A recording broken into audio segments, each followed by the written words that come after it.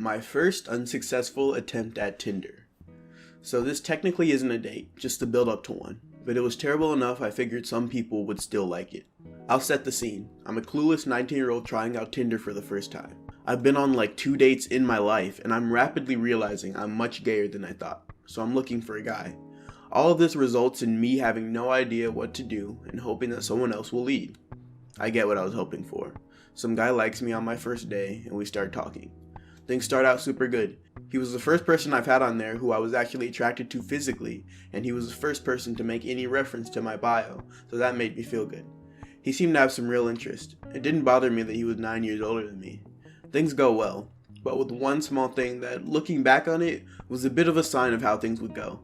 He got weirdly annoyed that I didn't respond until 5 minutes after one of his messages. I brushed that off and we started talking on Snapchat, and things went downhill. First off, he showed a lot more of himself to me. He was the same height as me, 6'0", but he was a solid 60 pounds more than me of muscle, and he was much better built. He also brought up his skill in wrestling, and pretty quickly in the conversation, he also brought up his love of BDSM and having control over people. Okay, I guess, kinda weird to bring that up in the first hour, but I was still an awkward virgin at the time, a fact he liked a lot, so I didn't really know for sure if that was normal. Things took a sharp downturn as he started to tell me about how he was sure he was better than me at everything I did, and all the stuff I liked wasn't interesting, including boxing, which he pretended to like in his initial message on Tinder, because I talked about loving it in my bio. He starts to rant about how superior the things he likes are, and how he'll teach me to like them. As it got later into the night, he clearly got a bit more rowdy and started sending more adult pictures as well as asking a lot of questions and telling a lot about himself. I didn't really have any answers because the most sexual thing I'd ever done up to that point was kiss a girl, but he clearly wanted to have fun with himself and really wanted me to help him. He talked about how much he liked the way I looked because he really wanted to be with the white guy. He was black. And then he asked for pictures. And he asked for pictures of my belly button. This was another thing I didn't question, and I have no idea how that wasn't super weird to me at the time. It was weird, but I was also happy to not have to send anything adult. He told me he had a serious fetish for belly buttons. This is still day one, our first conversation. I sent him the pics he wanted and then things calmed down. Then he started talking about getting together. I was up for it. I have really low standards. He took this opportunity to deal some permanent damage to our potential meeting. He started connecting some of the details of things he told me before, by telling me he'd rape me if he wanted to. He gave a pretty lengthy description of how he'd use his wrestling abilities and clearly superior strength to force me down and make me do whatever he wanted. My youth luckily didn't make me oblivious to this massive red flag. I stupidly tried to brush it off though and assume it was a bad joke. He made the same joke several more times in the days following. Throughout all of this, he'd been texting me nearly non-stop for a solid 10 hours. At this time, I was moving house and I told him that fact right away. He was still getting very annoyed every time I didn't respond within a minute or two. Now with this garbage situation, what would any reasonable boy do? Not what I did, because I just went with it for the next few days. I'd apologize when he got mad and I'd try to respond as fast as possible. He'd ask for pics, I'd send him whatever he wanted so he wouldn't get mad. He brought up multiple times me moving in with him and how he could just cuff me to his bed to wait for him when he went to work. We had been talking for literally a couple days by that point. We had plans to meet up on a Friday night. Unfortunately, there are some strings attached to this plan. During one of our talks, he asked me to have a bet with him, and if he wins, I have to do one thing he tells me to. Sounds fun. I assume he'll make me do something dumb if I lose. I love bets, bit of an addict, not gonna lie, which I told him. So I agreed. I lose and he tells me what I have to do, and my heart drops. I am now required by him to strip naked for him in his car after the date and let him touch me. I specifically told him I wasn't comfortable with jumping into sex because I'd never done anything before, and he made sure to try hard to make sure that I felt extremely obligated, talking about how he'd hate me to be a liar and go against my word. But here we get to the final day, all of this really weighing on me to the point of ranting to my best friend repeatedly about it, but still feeling too obligated to call off the date. So what was the big thing that ruined everything? He just was kind of annoying. It was probably the least bad thing he did the entire time, but it was the straw that broke the camel's back. I told him I'd be busy all day. I was in school at the time to be a nuclear operator and had 3 classes on Thursdays, 2 of which were 5 hours and 1 was 3. I made it very clear I would not be responsive because I would have things to do all day and that he shouldn't expect me to reply very quickly. I assume everyone can guess what happened, but he texted me. I didn't reply for hours. He got super mad and started cursing me out. When I finally replied, I was fed up. I text him and I tell him I don't want to see him anymore and I block him. I will forever be thankful for my younger self not going on that date.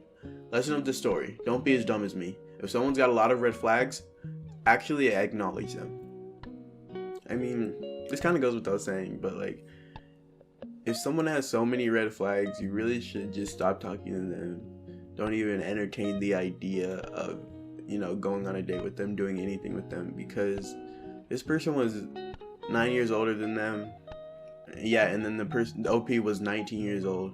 So this was obviously kind of a predator. Like, they aren't literally a predator in that they're like going after someone underage, but they're going after someone so much younger than them, who they know is naive and, hasn't done a lot sexually or really just emotionally.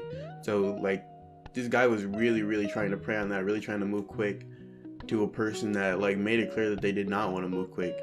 And it just showed the blatant disregard for how someone feels.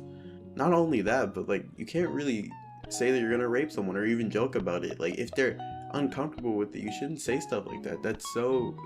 It's just not very empathetic. It's a very creepy, very weird. And good thing that OP did not go on a date with this guy.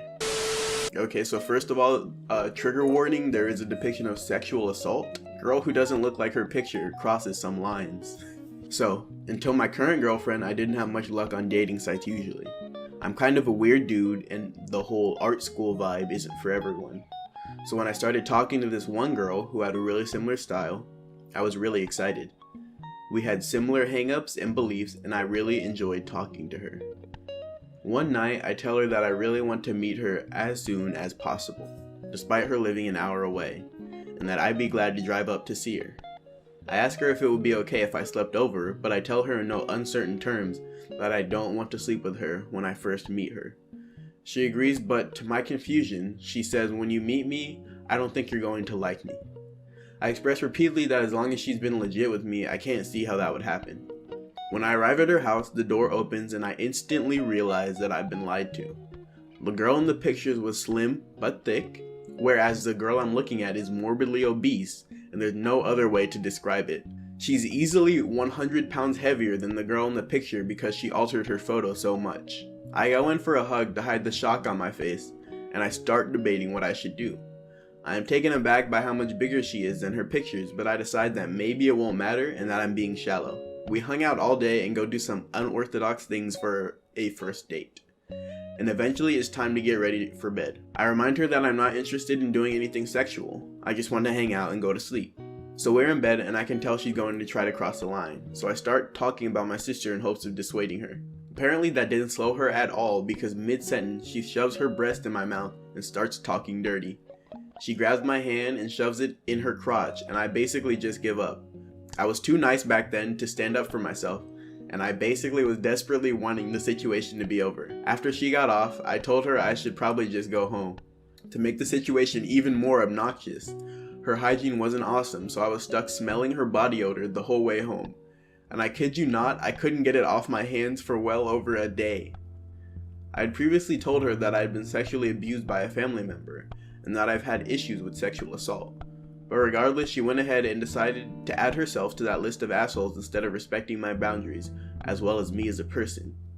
When I later told her that I wasn't comfortable with what happened, and I frankly couldn't believe that she'd done that, she called me an asshole and told me she couldn't believe me, etc.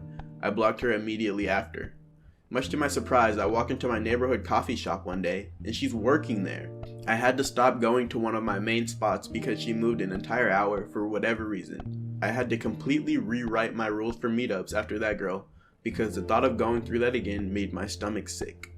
Okay, this was a doozy. So, first of all, I mean, I kind of feel for the girl because, like, those probably weren't Photoshop pictures. They were probably just old pictures of her before she gained a bunch of weight, and she, like, still sees herself that way. But you can't do something like that. You can't put pictures that don't represent you on something like Tinder, because it leads to things like this. It leads to people feeling lied to. I do definitely blame the person that pressured you and borderline forced you to have sex with them, even though you expressly, made it clear that you did not want to do that. So it's very bad that happened to you. It's good that you got out of there quickly, and it's good that you explained to them what they did and that you weren't comfortable with it.